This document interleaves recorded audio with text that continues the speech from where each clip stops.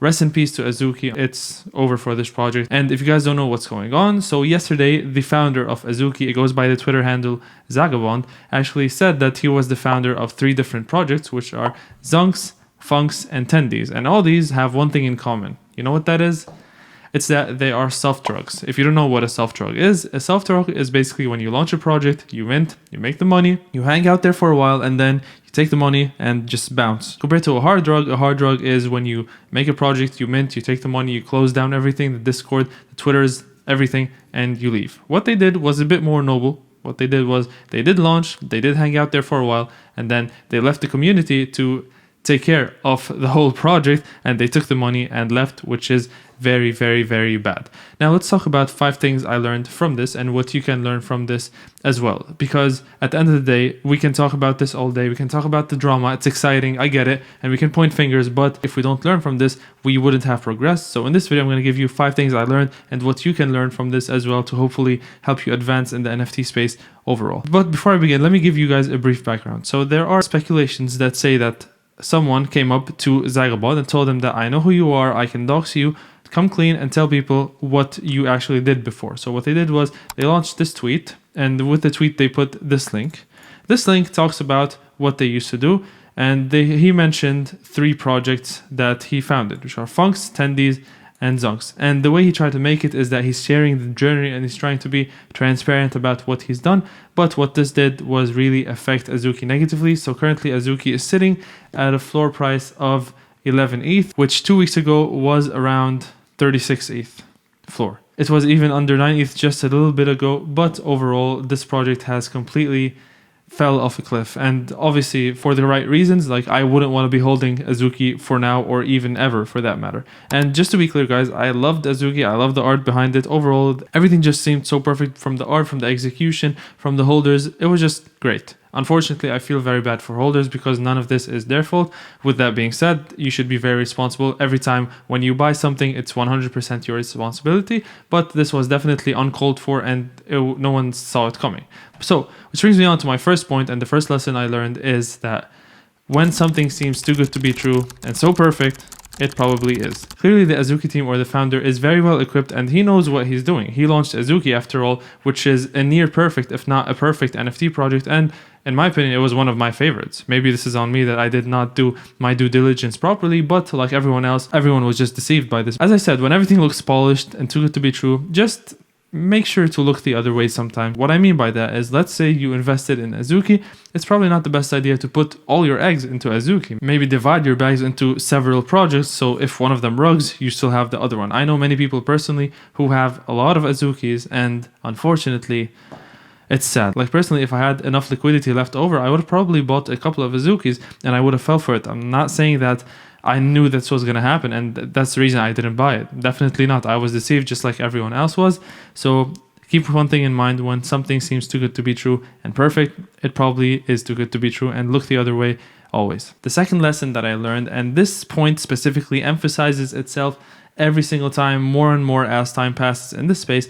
Apologies for interrupting this video guys. If you're enjoying it so far, please leave a like, subscribe if you're new here, just to tell YouTube that you're actually enjoying my content, and so YouTube can share this content with more people so they can benefit from it. Also follow me on Twitter and join my Discord, link is in the description below. Let's keep going with the video. And that is, founders should be doxed 99% of the time. And I'll tell you why I left 1% room for error. Because to begin with, how does it make sense? In what world does it make sense for you to give millions and millions and hundreds of millions in this case of dollars to a team who you don't know anything about? You don't know their track record, you don't know what they did, you don't know what they do, you don't know anything about them. This does not make sense 100%. But I know what you're going to tell me. Satoshi Nakamoto, the Bitcoin founder, is actually anonymous. Well, number one, he did something decentralized. And number two, the founder of BitConnect, or the founders of BitConnect, were also anonymous. And we saw what happened with that. BitConnect. So make sure you keep that in mind. Now, even though sometimes we do have teams who are undoxed and who are doing a great job, aka Yuga Labs or the team behind Bored Ape Yacht Club, it's not always the case, because 99% of the time, people who aren't doxing, either they have an intent to rug, or if they don't have an intent to rug. Let's say you're someone who really wants to do a project and you have the right intention, but when things got hard, you just decided to leave. There's no barrier that tells you that you shouldn't leave.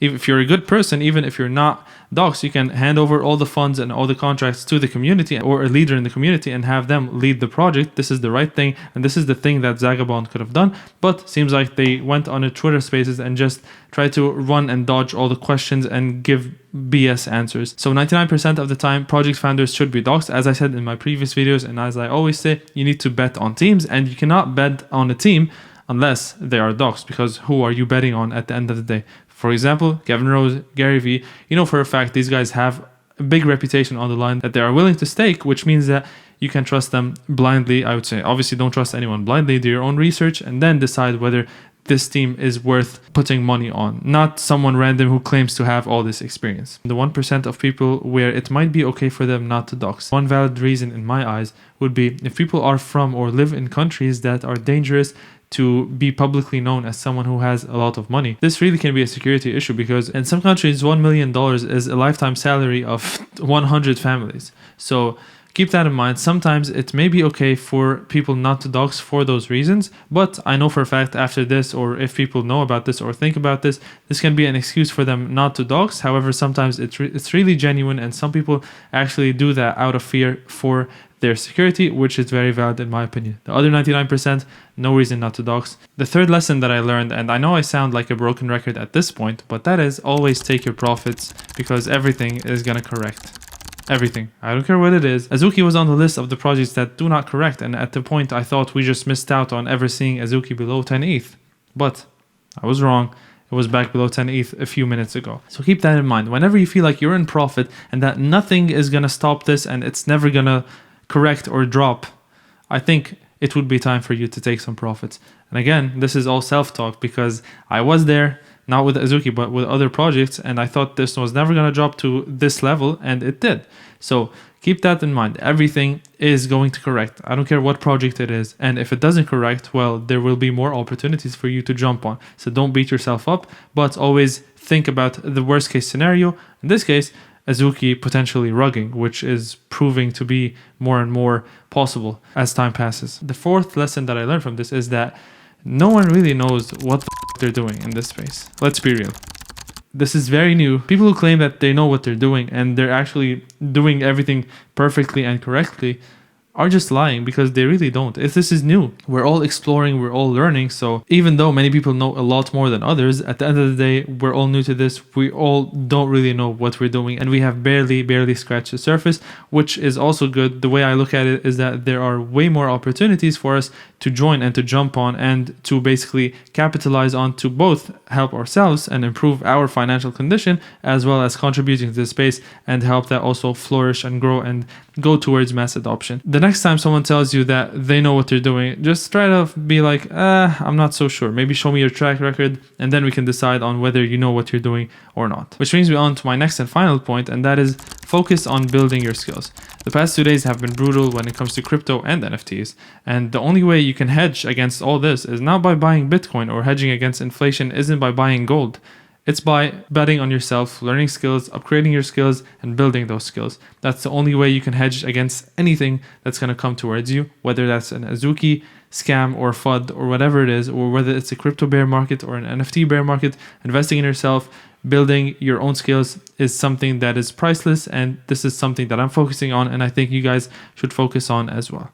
And with all that being said, let me say one thing. The Azuki team, or let's say Zagabond, or whatever we want to call him, or Amanda, which is what he called himself in the Zunks community, which is crazy that he just changes identities every time and does what he wants and he gets away with it. To his credit, he did something really well with Azuki and he killed it overall. The project was flawless. Now, I do get that this is like starting your business, right? So you don't launch your first business successfully. You have to launch multiple businesses, and eventually, with the experience you gain from all this, you can launch the business successfully and, let's say, perfectly. But what he did was, he didn't just launch businesses. He launched businesses and he took investors' money and let these businesses fail. So it's completely different when you're using your own money compared to using your investors' money. Basically, people who are buying NFTs are investing in the project, thus they are shareholders, thus they should be treated as such. Now, because there are no regulations in this space, or barely any, people can get away with this. Eventually, this will change for the better, obviously. More regulations, meaning people can't get away with things like that anymore. But also, the right thing he could have done is start all the projects that he did earlier as free mints. And then when he has a proven track record, then he can jump onto the new project. He would have been good. But since he soft-drugged all these projects and made millions and millions, and even made hundreds of millions, I would say, or tens of millions in Azuki, this is a no-no. The right thing to do would probably handle this in a completely different situation and give this money and those contracts to someone in good hands who is actually doxxed and who people trust. Then this would be a whole different story. But after hearing the Twitter spaces, it really is not looking good, and he did seem like he did have malicious intent, unfortunately. But it is what it is, guys. What we could do is take away the lessons that I mentioned in this video. So I really hope you took something from this. I'll see you on the next one. Peace out.